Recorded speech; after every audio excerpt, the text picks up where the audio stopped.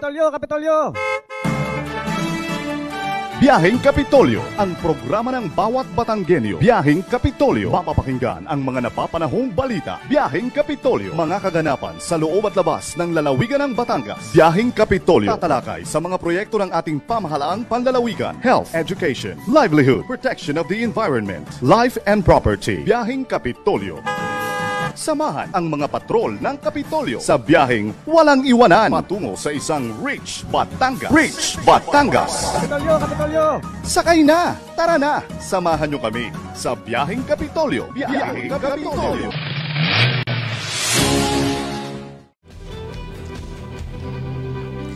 Ayan, magandang araw, lalawigan ng Batangas at syempre sa buong Southern Luzon kung saan tayo ay napapakinggan ngayong araw na ito.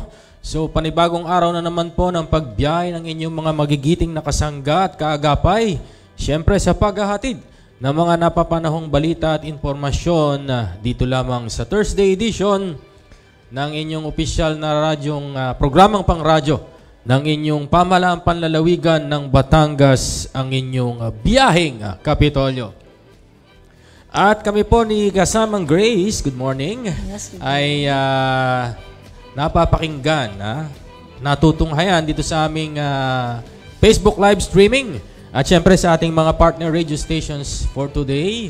At kami po ay broadcasting live and alive dito po sa PIO Media Center sa bagong Health Information Management Building dito po sa Kapitolyo ng Batangas. Magandang umagang muli sa iyo, partner. Yes, good morning Kuya Eds. At feeling good ka na ngayon. Medyo. Nakapag-recharge na si Kuya Eds. Siguro yung mga nasa 90% na tayo ngayon. Kaya mapapansin mo, medyo sinisingab pa. At nung isang linggo nga, nadali kami ng the flu bug, ha? Si kasamang Millicent pala, magkasunod kami nung araw na yun. Yes. Nais lang ako magpasalamat dun sa nag-sub sa akin, si kasamang Jonathan. At ikaw naman ay nag-sub kay Kumaring Millicent. Ayan, supportahan lang yan. Ano? Kuya Eds, at syempre good morning sa ating mga magigiting na kababayang Batanggenyo. Kumusta po ang inyong umaga so far? Sa bayan po tayo napapakinggan ngayon sa Himpilang 91.9 Air 1 FM at sa ating panibagong partner radio station ang 102.3 FM Tricab Infinite Radio.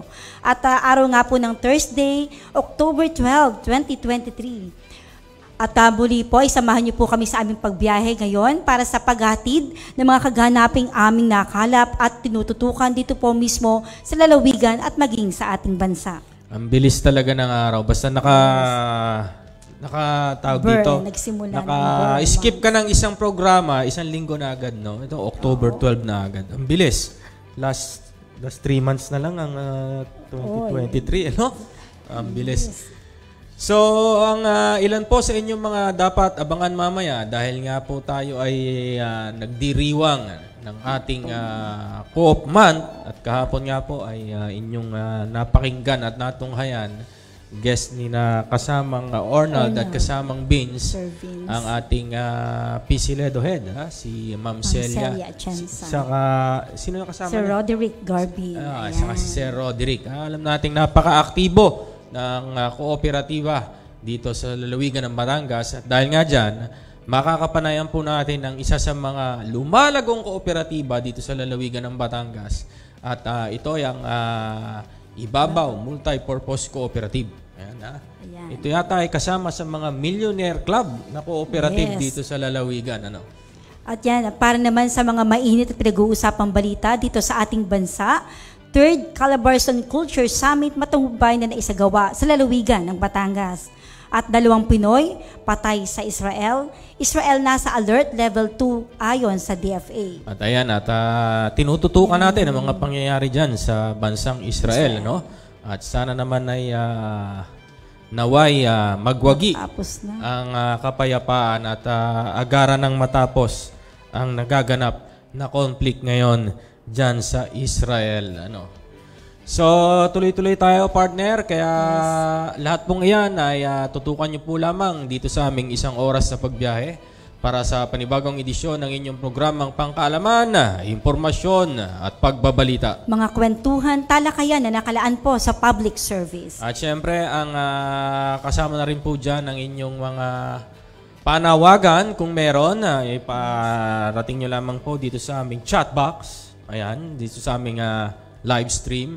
At syempre po, ang aming pagbati sa aming mahal na Governor Dodo Mandanas, at syempre po sa mga kasama niya rin yung naglilingkod sa lalawigan, syempre sa ating Provincial Administrator Sir Willie Racelis, at sa lahat po ng mga kasama namin sa Provincial Information Office, sa pangunguna po ng ating Information Officer Ma'am Abel Bihasa, at sa lahat na po ng kawanihan ngayong naninilbi dito sa lalawigan ng Batangas. Pagbati din po ng magandang umaga sa ating mga taga-sangguniang palalawigan. Siyempre po, sa pangunguna po yan ni Vice Governor Mark Libiste at sa lahat po ng mga board members dito po sa Alig Lalawigan. Ayan, so sa ngalan po ng ating walang kapagod-pagod naman ng lalawigan ng Batangas, Governor Dodo Mandanas, kami po ang inyong mga lingkod. Dito pong muli si Edwin Sabarte. At sa ngalan din po ng buong pangkat ng Patrol ng Kapitolyo at ng Provincial Information Office, ito po si Grace Briones. O ang programa ng bawat Batanggenyo.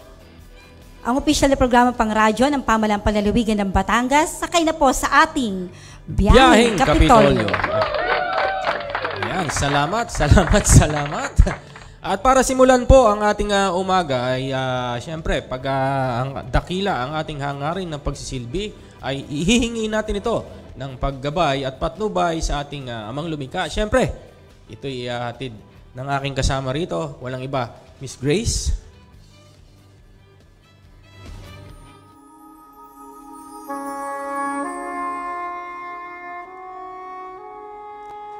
Mahal na Ama sa langit, maraming salamat sa gabay at pagtulog sa amin sa araw-araw ng aming buhay. Ngayon pong buwan ng Oktubre ay itinataas po namin ang mga nakalatag na aktibidad ng mga kooperatiba. Sana po ay mabigyan ng klarong pag-iisip ang mga miyembro upang makita ang rason at perspektibo sa lahat ng mga kooperatiba. Naway magkaroon ng linaw ang lahat ng mga tulong na magmumula sa inyo, na kayo lamang ang nakakaalam ng mga paraan at daan na nakabubuti sa bawat isa. Kaya sa inyo po namin ipinagkakatiwala ang lahat, Panginoon. Hiling po namin na tulungan ang lahat ng mga namumuno sa bawat kooperatiba upang makagawa sila ng mga desisyong naaayon sa kabutihan ng mga miyembro nito at hindi sa pansariling kapakanan at interes lamang. Hinihiling po namin ang inyong gabay sa lahat, lalo't higit sa mga may kinakaharap na pagsubok, at naway tulungan mo po silang mabigyan ng lakas upang lalo pang maging matibay. Naway mapangalaga ng lahat ng kooperatiba at may isabuhay ang mga filosofiya nito na may iisang pananaw, iisang paniniwala at damdamin. Ito po ang aming samo at dalangin. Amen.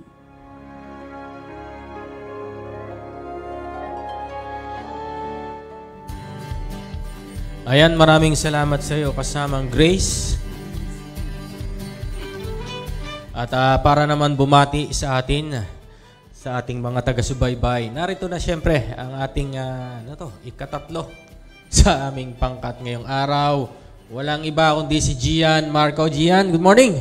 Yan, good morning po Sir Eds at Tita Grace, at magandang umaga din po sa atin po mga taga-subaybay ngayon sa 91.9 Air 1 FM at sa 102.3 FM Tricab Infinite Radio. At binabati din po natin ang ating pong mga kasamahan ngayon sa ating pong Facebook live streaming. Yan, nandyan po si Kuya Jun Lindo Naguda, si Kuya Mon Karag, ang Tita Nitz Lapa po, ang Tita Ella, kay Ate Lina Lin, magandang umaga po sa inyo dyan. Yan, nakatutok din po sa atin ngayon si Kuya Froilan Salcedo Jr., ang Ate Cheryl May Halili, at pinapa-shoutout po ni Kuya Marwin Domingo. Shoutout daw po sa LK Boys. Yan. At ang Tito Roger po, magandang umaga po. At kay Ate Gail Marasigan, magandang umaga po sa inyo pong lahat. Ayan, so maraming salamat po sa pagtutok sa aming programa ngayong araw. At parang na nga magtuloy-tuloy tayo sa ating programa. Sa atin pong sa amin pong pagbabalik ay ipagpapatuloy po natin ang selebrasyon ng Cooperative Month. At makakasama nga natin ang mga kasapi ng Ibabaw Multi-Purpose Cooperative kung saan ibabahagi nila ang tagumpay ng kanilang kooperatiba. So, doon po sa mga gustong magtayo ng kooperatiba o pumasok sa ganitong hangarin ay nawa po kayo makinig at makakuha ng ilang pointers.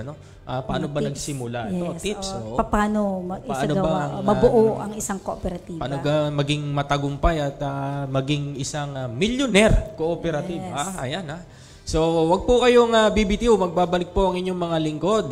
Wag po kayong alis at magbabalik po ang inyong biyaheng Kapitolyo. Makalipas lamang po ang ilang mahalagang mga paalala. Public Health Advisory, Volcanic Smog Alert. Ipinababatid po sa lahat ng nararanasang tila hamog o hazy mixture o paglabo ng kapaligiran na nasa ating paligid ay tinatawag na volcanic smog. Maging mapagmasid at gawin ng mga kaukulang paghanda patungkol sa binubugang usok ng Bulkang Taal na maaaring makaapekto sa kalusugan lalo tigit sa mga may kasalukuyang karamdaman gaya ng hika, sakit sa puso o sakit sa baga, lalo tigit sa mga may edad, mga sanggol o bata at mga buntis. Ang volcanic smog ay isang mapanganib na kombinasyon ng sulfur dioxide gas at iba pang volcanic gases na humahalo sa atmospheric oxygen, moisture, alikabok at sikat ng araw. Maliit na particulate matter na resulta ng aktibidad ng bulkan. Maaari itong magdulot ng problema sa paghinga at iba pang sakit sa kalusugan, lalo na sa mga mayroong mga existing na kondisyon sa baga. Narito ang ilang hakbang para pangalagaan ang inyong kalusugan.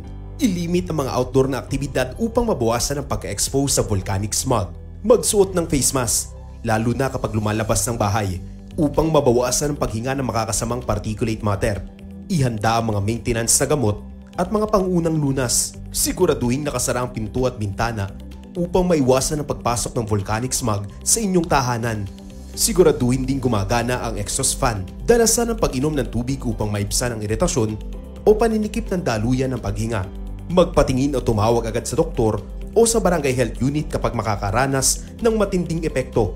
Subaybayan ang mga update mula sa lokal na mga otoridad para sa pinakabagong impormasyon at tagubilin ukol sa kaligtasan. Ang inyong kaligtasan ay mahalaga sa amin. Mangyaring ibahagi ang babalang ito sa inyong pamilya, mga kaibigan at mga kapitbahay. Magtulungan tayo upang manatiling ligtas. Isa pong paalala mula sa pamahalaang panlalawigan ng Batangas.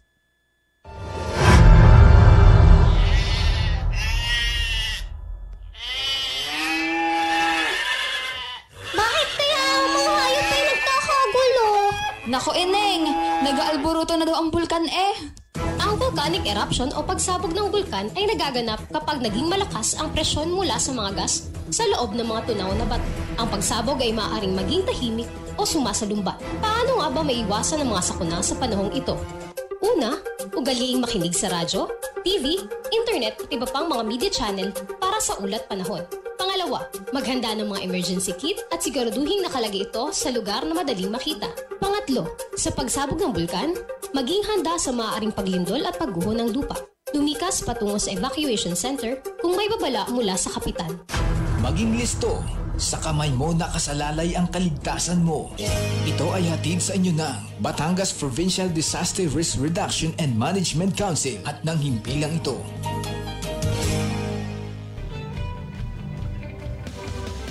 Ayan, at kayo po ay patuloy na nakatutok dito sa ating biyaheng Kapitolyo. At tulad nga po ng naipangako namin kanina, ay tuloy-tuloy po ang ating programa at bibigyan nating buhay ang tagumpay ng kooperatiba o Cooperative Month ngayong Oktubre. So, alinsunod po sa Republic Act 11502, ang buwan po ng Oktubre ay diniklara bilang National Cooperative Month at ang taong ito po ay tayo ay tumatalima sa temang Cooperatives, Pioneering the Path to Recovery Amidst Modern Challenges of Climate Change and Food Security. At kaugnay po nito, naging bisita ng ating programa kahapon ang pinuno ng ating Provincial Cooperative Livelihood and Enterprise Development ng PCLEDO at ito nga ay sa pangunguna ni Ma'am Celia Atienza. Ayan, at kasama si Sir Roderick Garbin mula sa Cooperative Development Division. At ibinahagi po nila ang mga update patungkol sa kalagayan ng mga kooperatiba dito sa ating lalawigan. At daan niya ito upang ating maging panauhin ang ating mga kasama ngayong araw. Sir Eds, at ngayon nga pong araw, bilang bahagi pa rin ng ating selebrasyon sa Co-op Month, naimbitahan po natin ang isa sa mga kooperatiba na natulungan at naparangalan ng pamahalaang panlalawigan ng Batangas. Nakapit po nilang ika-5 pwesto sa top 10 Magiting Award for Facing Pandemic noong taong 2020 at nakuha ang titulong Magiting Award last 2021. Habang noong 2022 ay kinilala po sila ng Cooperative Development Authority or CDA dahil sa kanilang tamang paggamit ng pondo. At sa taon nga po ito ay nagdiriwan din po sila ng ang kanilang samahan ng ika-31st anniversary. Para po samahan tayo ngayong umaga sa ating Thursday Talk, ang hinirang po bilang third placer sa 2019 Most Outstanding Manager sa lalawigan ng Batangas ang General Manager ng Ibabaw Multipurpose Cooperative, Ma'am Arminda Pasha Carandang. Yes, good morning po. Welcome po sa Biyaheng Kapitolyo. Good morning po. Unang-una po ay nagpapasalamat ang Ibabaw Multipurpose Cooperative dahil kami po ay naimbitahan dito po sa inyong Biyaheng Kapitolyo. Binabati ko rin po yung lahat ng inyong taga-subaybay dito po sa ating Biyaheng Kapitolyo. Ayan, so Ma'am Arminda, bago tayo magtuloy-tuloy, saan ba itong Ibabaw? Ay, alam ko, pag sinabing Ibabaw ay Cubao Ibabaw, sa Ibabaw. Saan po ba itong Barangay Ibabaw? Ayan, Ang Barangay Ibabaw po, ang Ibabaw Multipurpose Cooperative po ay matatagpuan sa Barangay Ibabaw, Cuenca, Batangas. Sa Cuenca pala ito. Yes. Ayan. Sir Eds, at ating i-introduce din muna ang ating kasama ni Ma'am Arminda Pasha Carandang, ang ating assistant na manager ng Ibabaw Multipurpose Cooperative. Ma'am Arlene, i-introduce po niyo, ma'am. Good morning po sa lahat, Good Morning Batangas, at good morning po sa lahat ng mga listeners at viewers sa FB Live. Si Ma'am Arlene Ilaw po. Yan. Ayan. So, bilang panimula po, ma'am, maaari niyo po bang ipakilala muna ang inyong kooperatiba at ang sa ating mga tagapakinig at tagapanood at kwento po kung paano po nagsimula itong Ibabaw Multipurpose Cooperative. Anong uri po ng cooperative ito? Paano po kayo nagsimula? Alam ko, pag taga-Cuenca po, dati, alam ko, marami yung tinapay, pagbe-bakery. Dahil kahit ho sa Maynila, ay kilala ho ang mga taga-Cuenca. Lalo na ho dyan sa may Espanya. Marami yung panadero dyan is from Cuenca. So, ma'am, maaari pong bigyan nyo kami ng backgrounder. Si Ibabaw Multipurpose Cooperative po ay nag-umpisa bilang Samahang Nayon. Year 1980s, ang Samahang Nayon po noon ay napaka-aktibo. Pero noon pong October 1, 1992, siya po ay na-registered as Ibabaw Multipurpose Cooperative sa Calamba Extension Office sa pamamagitan po ng inisyatibo ni PCA sa pamamagitan po ni Sir Molina.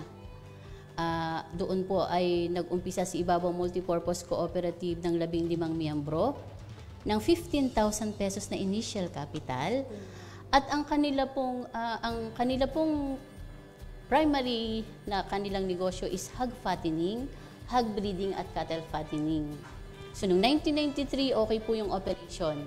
Pero noong pong 1994 nagkaroon po ng foot and mouth disease. Doon po talaga nagkaroon ng problema sila. So yun pong 1994 na yon naduge.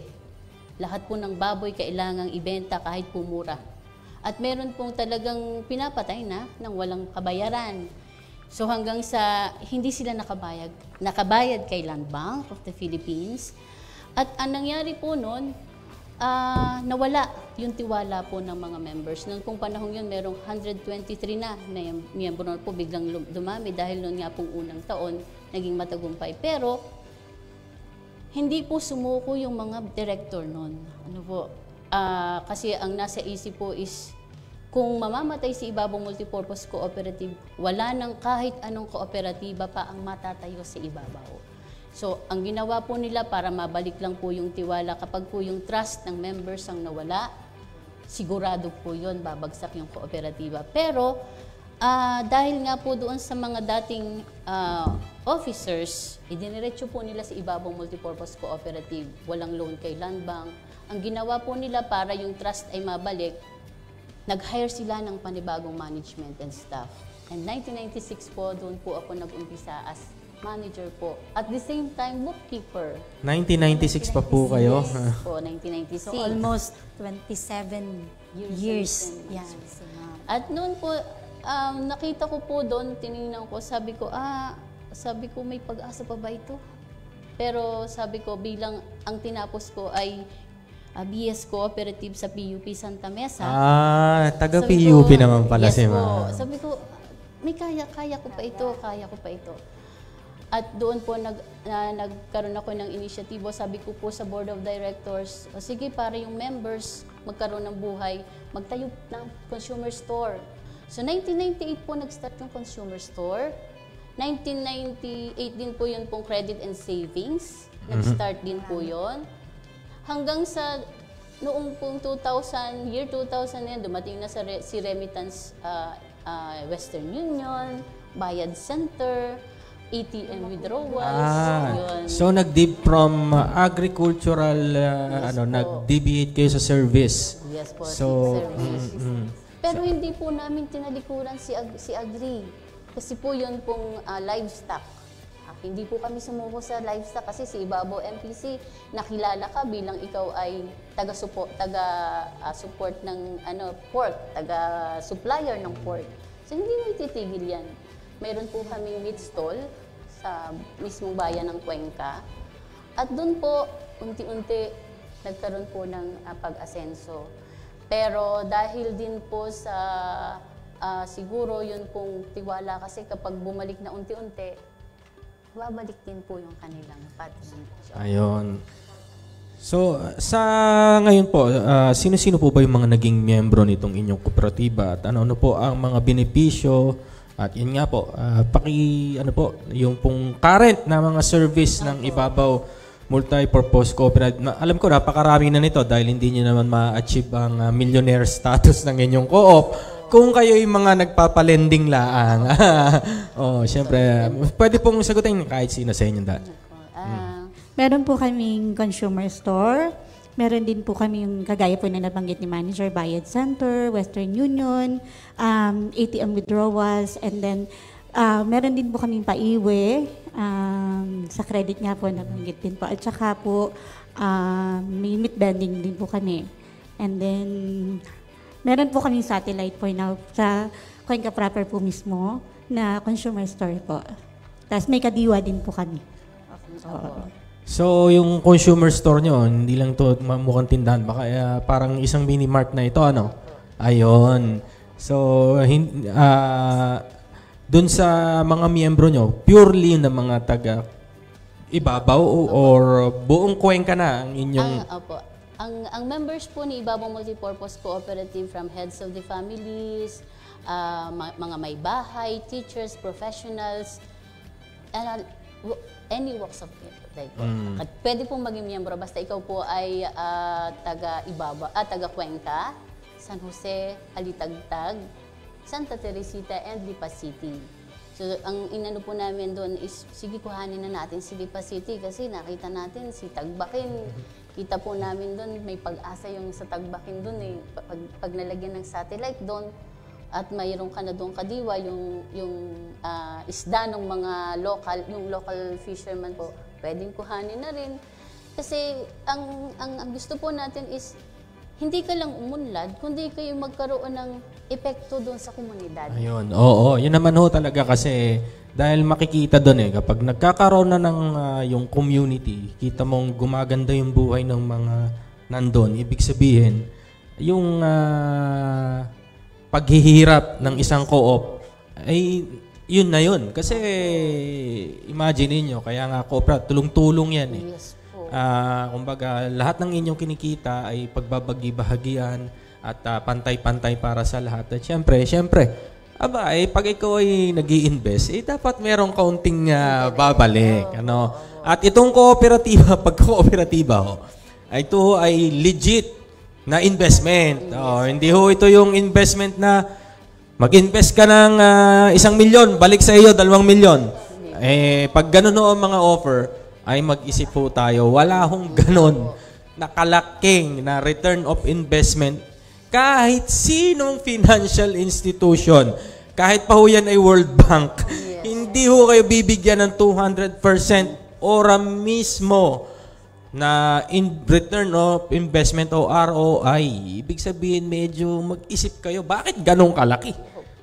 Di ba, imagine niyo ilan taon nyo, dekada nyo binuno bago nyo marating yung ganon. Yes, sir. Hindi man mabilis, medyo may kabagalan, pero sigurado, di ba? Hindi yung, ang 1 million ko, 2 million agad sa loob ng 3 buwan.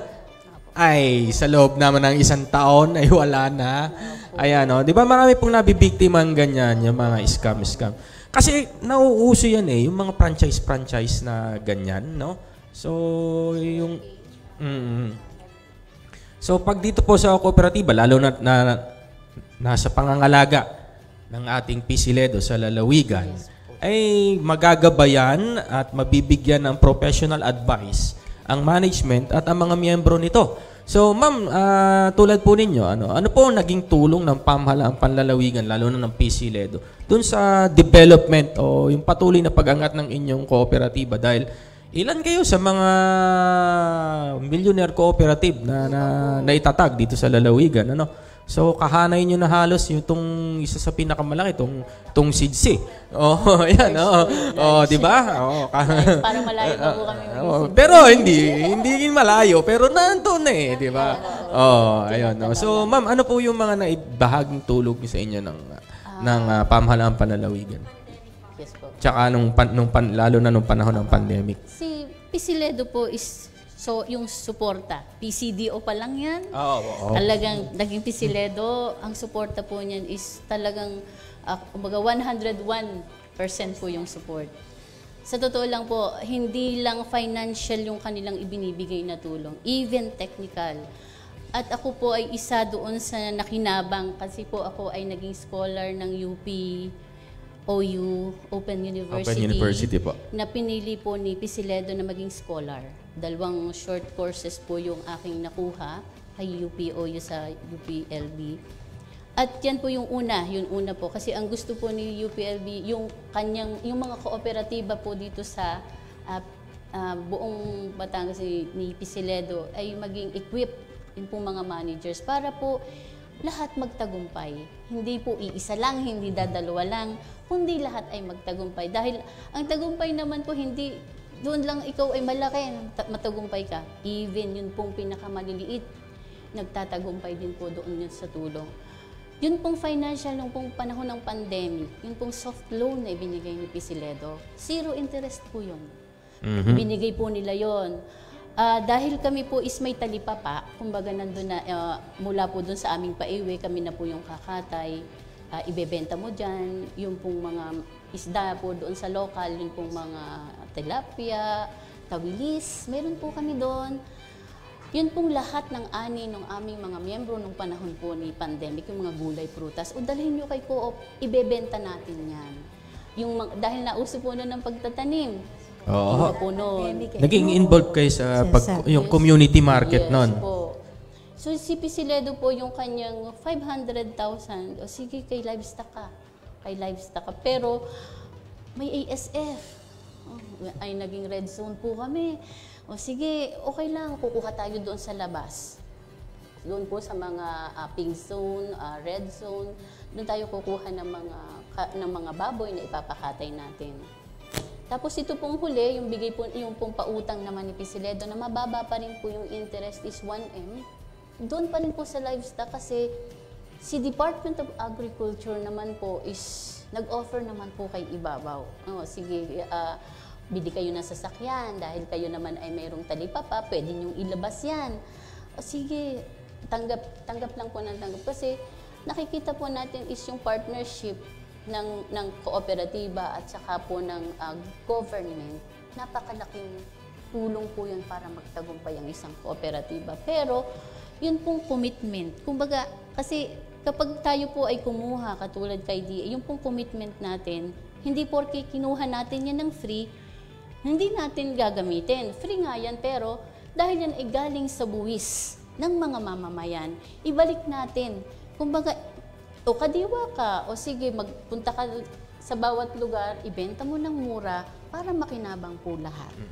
So, ang ano lang naman dyan, ma'am, no, kung hindi ako nagkakamali, hindi na, kumita lang tayo ng konti. Mahalaga, kumita ng Kahit konti. konti lang yan. Okay. O basta araw-araw o sigurado, matatag, hindi bali ng kokonti. Kaysa naman yung talaga namang ang dami nga natin produkto, hindi naman natin mabenta kasi sobrang mahal.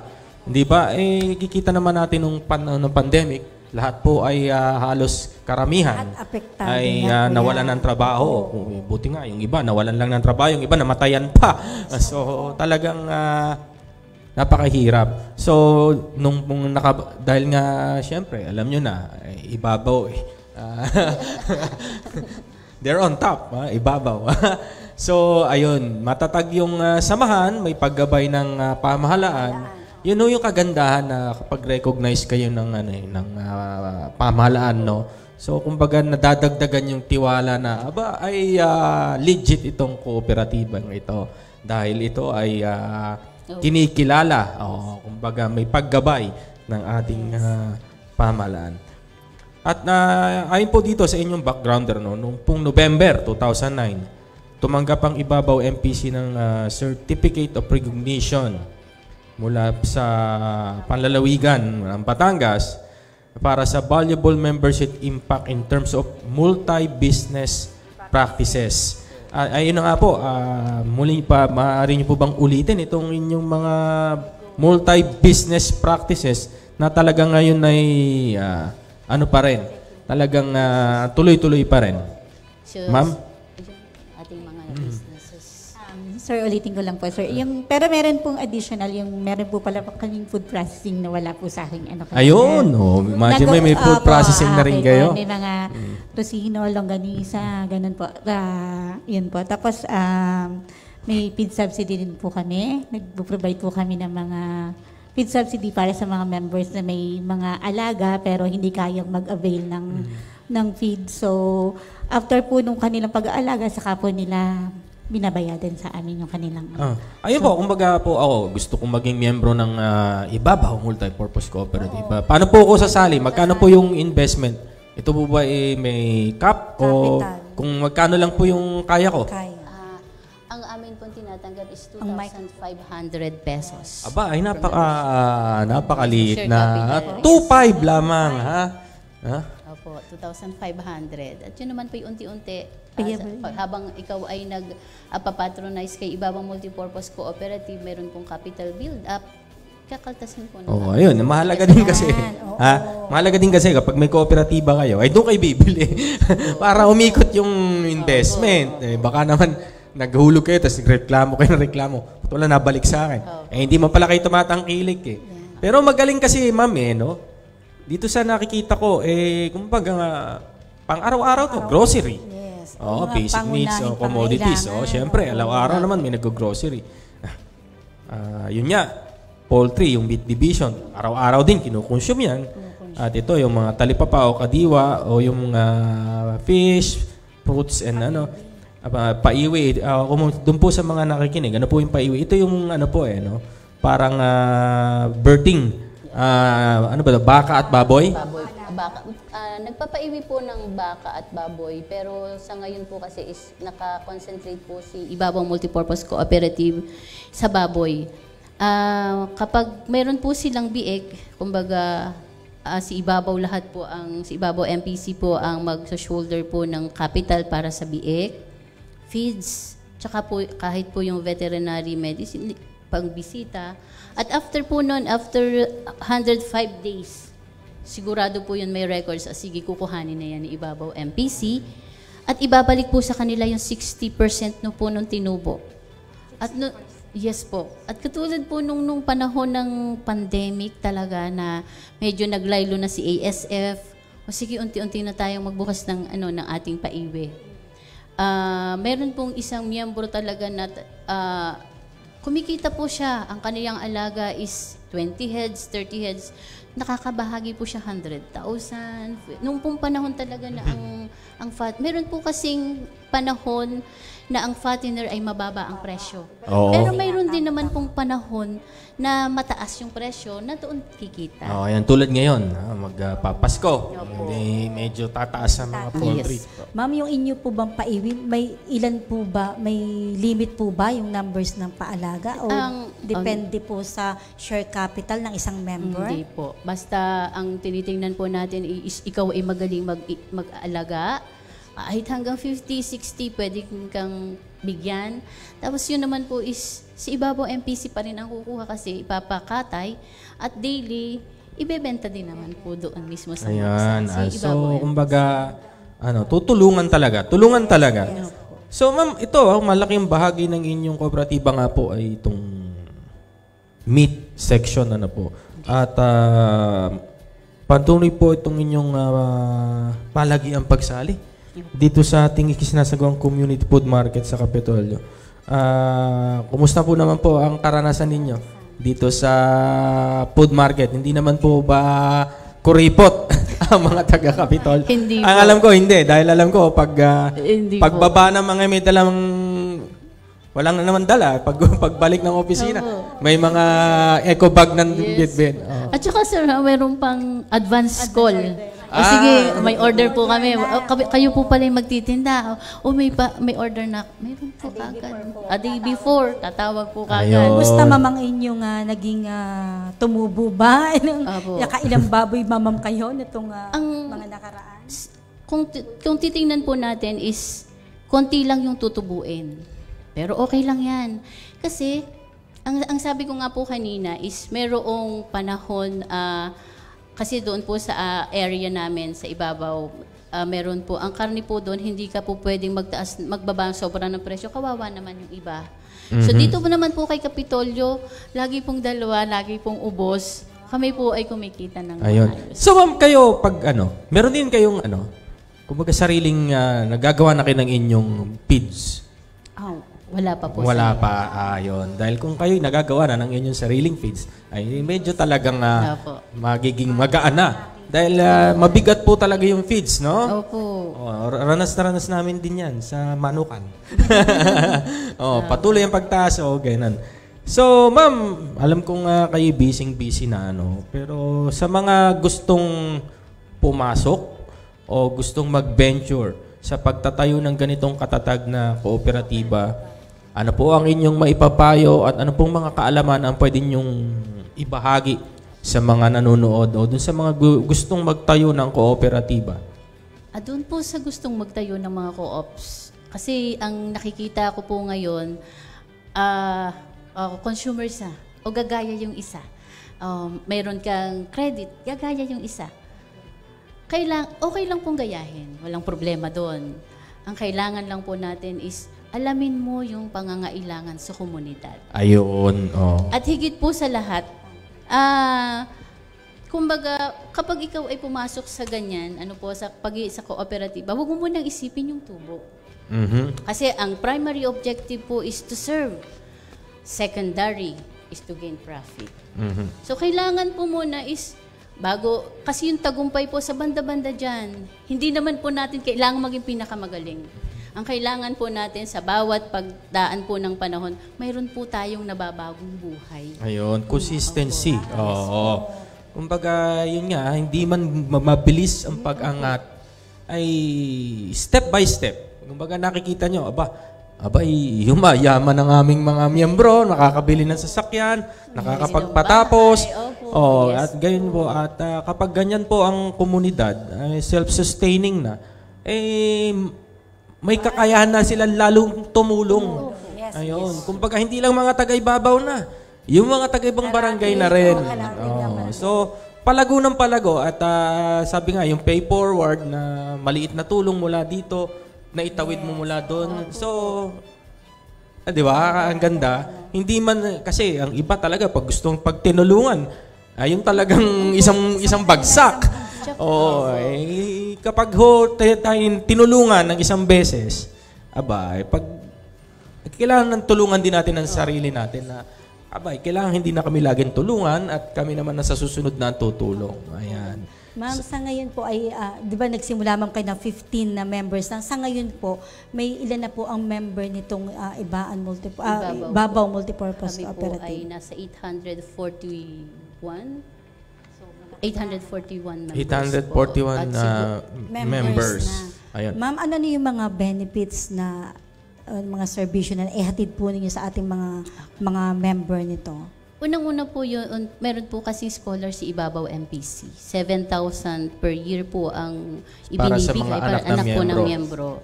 Mayroon pong financial aid para po sa namatayan.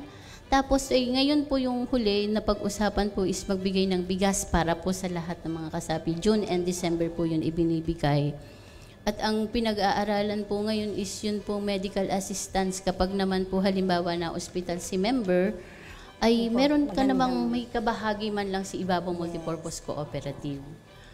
Yun po yung mga serbisyo po na talagang pang-komunidad o pang-members, pang-community po kasi iba. So, siyempre, sa mga nagtutulungan, ay siyempre, hindi rin may iwasan ng humingi ng tulong. Yes, okay. Dahil hindi naman lahat ng panahon ay maganda ang ihip ng hangin. Ang maganda lamang dyan, kapag kayo nga ay tulad niya maraming nagtutulungan, hindi mararamdaman na nag-iisa ka. Ayan, di ba? Pag may pangangailangan ka, naandyan ang iyong mga kasamahan sa kooperatiba. So, ayan ma'am, baka kayo ay may mga gustong batiin o pasalamatan, ay nasa inyo po ang pagkakataon at na ipaganap mo sabihin sa mga madlang people ang gaano ba kasarap ang may tagumpay na kooperatiba. Tsaka pwede mo malaman magkano ang asset nyo ngayon? 70 million. Ba? 70 million? 70 million in 27 years. In 27 years, meron silang 70 million. Imagine niyo yun. Meron silang 70 million na pinaiikot ngayon. Not bad. Wala po kaming utang kundi kay Pisiledo. 1 million. 1 million lang daw utang nila sa Pisiledo pa. Ay kayang-kaya nyong yun naman ay hindi naman yata kayo binibigla ni Pisiledo ng payment. Hindi po. 2 years to pay pa po. Baka nga kayo parinyuhin pa nga ulit. Diga. Good standing. Yun ang maganda ng pinagkakatiwala ng kooperatiba. Walang pag-aalinlangan ang pagtulong. No? Ayun, ma'am, sige po. Baka po kayo may mga ibabahagi pa. Ang una ko pong gustong batiin, siyempre, yung lahat ng kaanib ng Ibabaw Multipurpose Cooperative. Yan. Ako po'y narito, hindi dahil sa ako, kundi dahil sa inyo. Salamat po sa lahat ng members ng Ibabaw Multipurpose Cooperative officers, sa pamanguna po ng aming chairperson, Levy Harina, sa aming vice chairperson, Leia Perez, at saka po sa lahat ng bumubuo ng board. Siyempre kay Pisiledo, kay Ma'am Celia, Ma'am Julia, kay Sir Derek. Salamat po. At sa inyo po, siyempre, maraming salamat po sa pag-imbita. Siyempre, maraming salamat din po sa inyo, ma'am, dahil sa oras na ito na ibahagi nyo at nabigyan nyo ng inspirasyon yung iba na mga nanonood na magtayo ng kooperatiba. At ito naman ay, kumbaga, the journey ay hindi man mabilisan, ay talaga namang nakakatuwa. Biruin mo, from magkano mang inyong 15,000 to 70 million in 3 decades. Do the average. Di lampas 5 million taon-taon ng kinikita ng inyong co-op. Ayan. So, ayan po. So, ma'am. Sir Eds, ang kanila pong kooperatiba ay nagsa-celebrate ngayon ng ika-31st anniversary po ng 70 million in 30 years. Pero siyempre yan dedikasyon, katapatan. Yes. Bawal sa kooperatiba, bawal lang maglamangan. Kooperatiba nga. Pantay-pantay yung So, ma'am, maraming salamat po sa pagbisita nyo rito. At congratulations po sa pagkakahirang bilang isa sa outstanding cooperative dito sa Lalawigan, ang Ibabaw Multipurpose Cooperative ng Bayan ng Cuenca. Ayan, sumisenyas na si Direk. 10:15 na lang umaga. At alam ko kahapon, sa dami rin usapan sa overtime sina Sir Vince. Talagang kulang ang oras. Ay baka naman magalit yung ano. So, 10:15 na po in the morning. So, ma'am, maraming salamat po sa pagpapaunlak dito sa aming programa Biyaheng Kapitolyo. Magbabalik po ang inyong programa. Makalipas lamang po ang ilang mga paalala. Simpleng tips para sa malusog na pangangatawan. Kumain ng 5 hanggang 6 na small meals kada araw. Karamihan sa mga nutritionists ay inirekomenda ang ganitong dami ng pagkain. Sa ganitong paraan ay mababawasan ng bigla ang pagtaas ng sugar sa katawan at pag-iwas sa pagkain ng madami dahil sa gutom. Uminom ng 8 hanggang 10 baso ng tubig. Ang pag-inom ng tubig ay maaaring makapigil sa pagkakaroon ng kidney infections, kidney stones, migraine, constipation at wrinkles. Nakapagpapalambot at nakapagpapaganda din ito ng balat. Matulog ng 7 hanggang 8 oras kada araw. Ang pagtulog at pagpapahinga ay nakapagpapataas ng energy ng katawan. Umakyat ng 1 hanggang 2 baitang na hagdan bilang exercise. Nakakabuti ang pag-ehersisyo para sa ating puso at kasukasuan. Ang katamtamang pag-ehersisyo ay makakapigil sa diabetes at pagiging obese. Iwasan ang mga hindi healthy at gawain tulad ng paninigarilyo, pag-inom ng alak na nakakasira ng brain cells, paggamit ng mga ipinagbabawal na gamot at sobrang pagkain ng matataba para humaba ang buhay. Kumain ng gulay at prutas upang maiwasan ang pagkakaroon ng heart disease, high cholesterol, high blood pressure, problema sa pagdumi at kidney stones.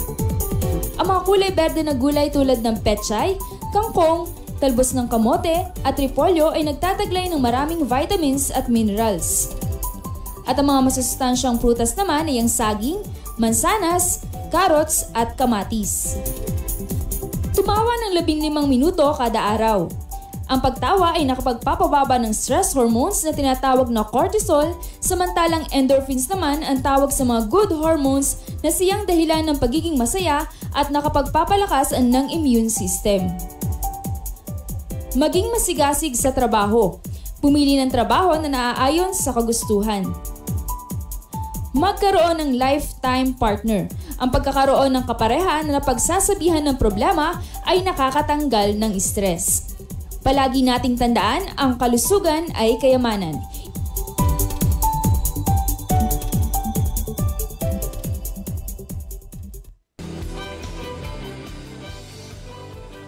Muli po nagbabalik ang inyong Biyaheng Kapitolyo. At narinig nyo nga po kanina ang mga kasama natin mula sa Ibabaw Multipurpose Cooperative. No? Sarap maging miyembro doon oo, yung sikreto nila. So, magtatayo din tayo ng cooperative. Ayan, Yun nga sabi nila, alamin natin ang higit na kailangan doon sa komunidad. Kumbaga, para ding pagbibigay ng project.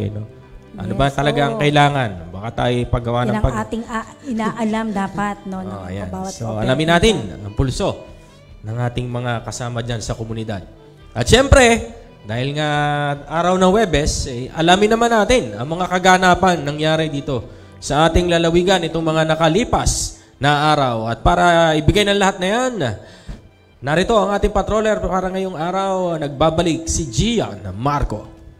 Maraming salamat po, Sir Eds. Para po sa ating lokal na pagbabalita, muli pong tumulak si Batangas Governor Hermy Lando Mandanas sa Cebu City kahapon, 11 ng Oktubre 2023, para paunlakan ang imbitasyon na maging panauhing tagapagsalita sa pagsisimula ng 30th National Convention ng Philippine Trial Judges League Incorporated. Naging pagkakataon din ang pagdalo ni Governor Mandanas sa naturang pagtitipon upang personal na makausap si Cebu Governor Gwendolyn Garcia, kung saan formal na iniabot ni Governor Mandanas ang liham para sa pagnanais niya na magkaroon ng sisterhood ties ang dalawang lalawigan. Ang Sisterhood Agreement ay inaasahang magbibigay daan sa dalawang lokal na pamahalaan upang makabuo ng mas maganda at matibay na ugnayan. Nakasama ni Governor Mandanas sa nasabing convention si Provincial Public Order and Safety Department Attorney Genaro Cabral. Samantala po, nagwakas pamamagitan ng masining na pagtatanghal ang 2 araw na 3rd Calabarzon Culture Summit ng Calabarzon Regional Development Council Subcommittee on Culture sa pagkipagtulungan sa National Commission for Culture and Arts at Provincial Tourism and Culture Affairs Office noong 11 na Oktubre sa Provincial Auditorium dito po sa Capitol. Hango sa temang Strengthening Local Culture and Arts Councils for Advanced Culture Development, nagkaroon ng makabuluhang talakayan at bahagihan patungkol sa mga hakbangin at programang isinasagawa ng bawat Local Culture and Arts Council mula sa mga lalawigan ng Calabarzon. Taas noon namang itinanghal ng mga Batanggenyo kung paano inihahanda ang nilupak, gayon din ang pagsayaw ng panata ng subli. Aktibo ring dumalo at nagsilbing kinatawan ni Governor Dodo Mandanas si Provincial Administrator Wilfredo Racelis kasama si Acting Vice Governor at 5th District Senior Board Member Maria Claudette Ambida. Ayan, maraming salamat sa iyo, Gian. At samantala, dadako naman tayo sa ating national news. Samantala, 2 Pinoy patay sa bansang Israel.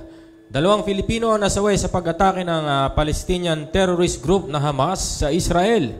Ito ang kinumpirma ni Department of Foreign Affairs Secretary Enrique Manalo sa kanyang post sa Twitter. Isa umano sa mga nasawi ay ang 33 anyos na caregiver na babae na sa kasagsagan ng pagsalakay ng Hamas sa komunidad sa Kibbutz ay puwersahang binuksan ang pinto ng kanilang bahay at pagkatapos ay pinagbabaril kasama ang kanyang amo. Ang biktima ay tubong Pangasinan at 6 na taon na sa Israel bagong kasal ito habang ang asawa nito ay narito sa Pilipinas. Ang isa pang Pinoy na nasawi ay kabilang ay kinidnap ng Hamas ay ang 44 anyos na may asawa at taga Pampanga. Sinabi naman ni DFA Undersecretary Eduardo Di Vega na nakikiusap ang pamilya ng biktima na igalang ang kanilang privacy kaya hindi nila maibahagi ang pangalan ng mga ito. Samantala, sinabi naman ni Philippine Vice Consul Patricia Narajos na may isa pa nung nasawi sa gulo sa Israel at isinasailalim ito sa DNA test para matukoy kung Pilipino. Sa ngayon, nakikipag-ugnayan ng Embahada ng Pilipinas sa Israel para maiuwi ang 2 bangkay sa Pilipinas. Nagpahayag na rin ng kalungkutan si Pangulong Ferdinand Marcos Jr. sa pagkamatay ng 2 Pilipino at pagkondena sa nasabing terrorist attack. Ayon kay Pangulong Marcos, patuloy na susuportahan ng pamahalaan ng mga Pinoy na apektado ng gulo mula sa bansang Israel. At kaugnay pa pong balita, inilagay na ng Department of Foreign Affairs sa Alert Level 2 ang sitwasyon sa Israel. Ayon kay Foreign Affairs Undersecretary Eduardo De Vega, nangangahulugan ang Alert Level 2 na restricted o bawal ang pagpapadala ng mga bagong manggagawa sa naturang bansa. Iginit ni De Vera na status quo muna ang deployment ng OFW sa Israel. At una nang sinabi ng opisyal na mayroong 100 OFW na hotel workers ang patugo sana sa Israel sa susunod na linggo. At sumailalim din umano sa negosasyon ngayon ang pagpapadala ng caregivers na una nang sinuspindi sa Pilipinas noong taong 2020. Nilinaw naman ni De Vega na walang balak ang Embahada ng Pilipinas sa Israel na rekomenda kay Pangulong Ferdinand Marcos Jr. na magpatupad ng mandatory repatriation sa mga Pilipino na naiipit sa gulo sa Israel. Ito ay kahit 2 Pilipino na ang kumpirmadong pinatay ng militanteng grupo ng Hamas. Ayon kay Philippine Ambassador to Israel Pedro Lailo, pinatay kasi ang 2 sa unang araw pa lamang ng bakbakan sa Israel at sa ngayon ay unti-unti nang gumaganda ang sitwasyon doon. Unti-unti na rin umanong nababawi ng pwersa ng Israel ang mga lugar sa Gaza Strip na nilusob ng Hamas. Ayan po sa kaugnay na balita, exit plan ng mga Pinoy sa Israel, pinag-aaralan. Nagbabalik po ang ating patroller na si Gian Marco.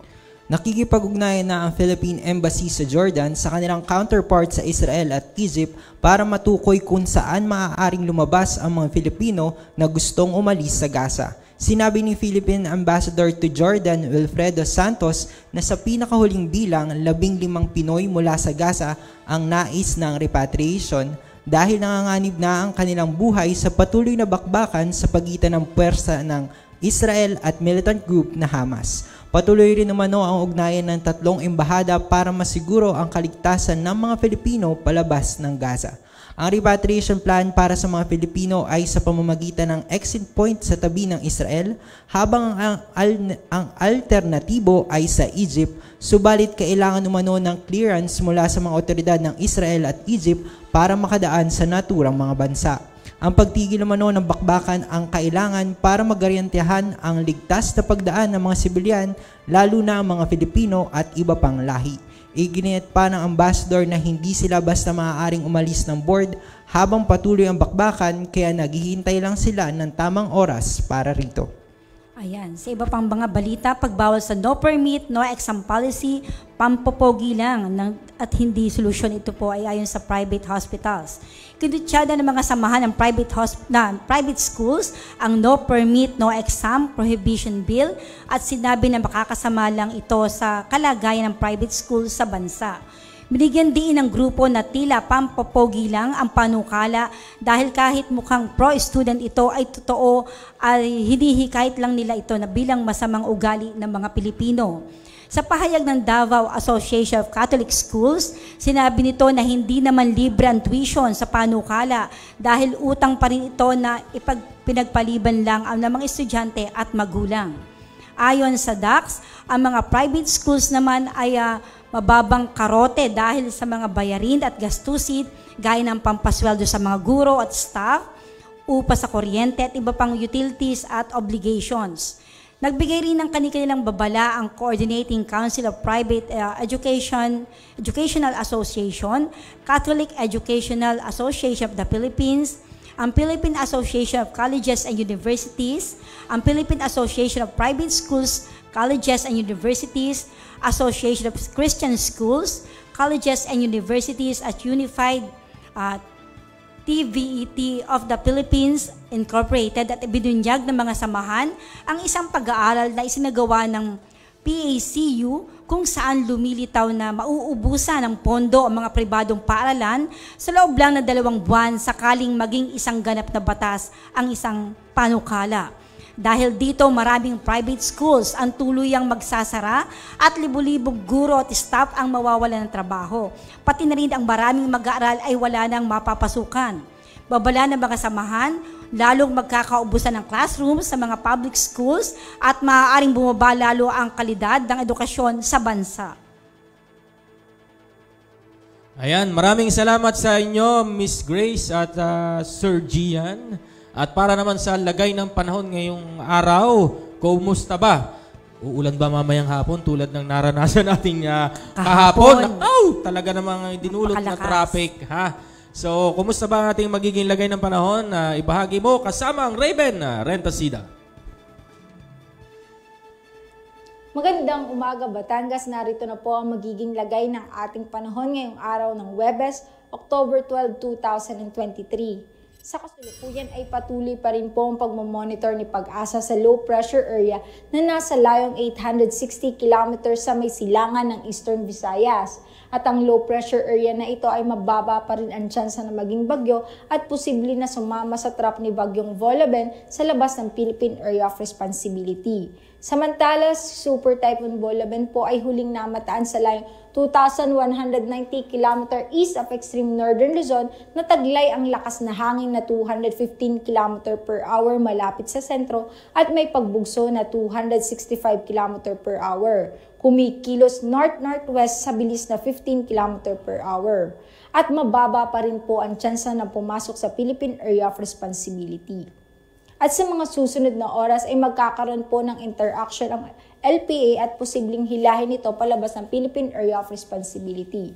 Samantala, kaninang alas 2 ng madaling araw ay may nabuo na low pressure area sa may kanluran na Palawan na huling namataan sa layong 135 km west of Coron, Palawan.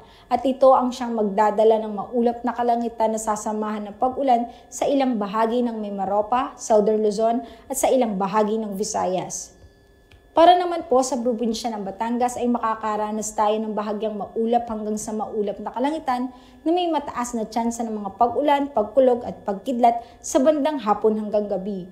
Sa hilagang parte ng Batangas ay may 90% tsansa ng pag-ulan. Sa silangang parte ay may 49% chance ng pag-ulan, samantalang sa kanlurang parte ng Batangas ay may 61% chance ng pag-ulan at sa timog bahagi ay may 80% chance ng pag-ulan.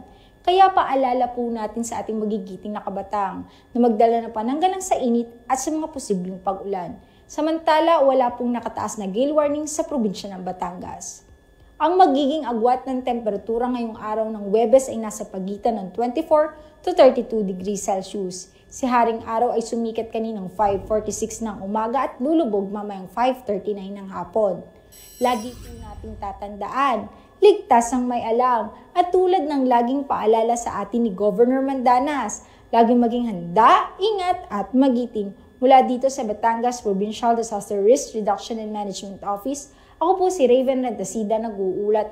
Magandang umaga po. Ayan, maraming salamat sa iyo kasamang Raven Rentasida at para sa ating mga mabilis ang announcement. Gian?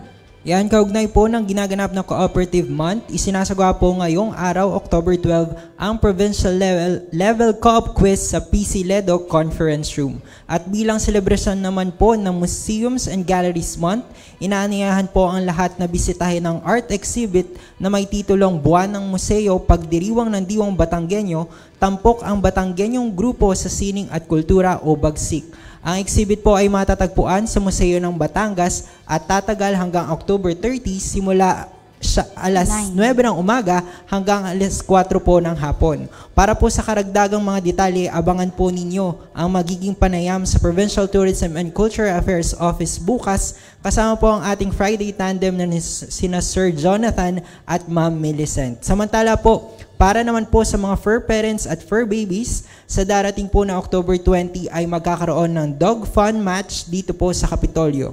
Bahagi po ng magiging programa ang free anti-rabies vaccination at free deworming. Para po sa ating dog fun match, kabilang po sa mga kategorya ang small breed, large breed, medium breed, puppy, Aspen at mixed breed. Para naman po sa anti-rabies vaccination, kailangan po ang inyong alaga ay at least 3 months old and above.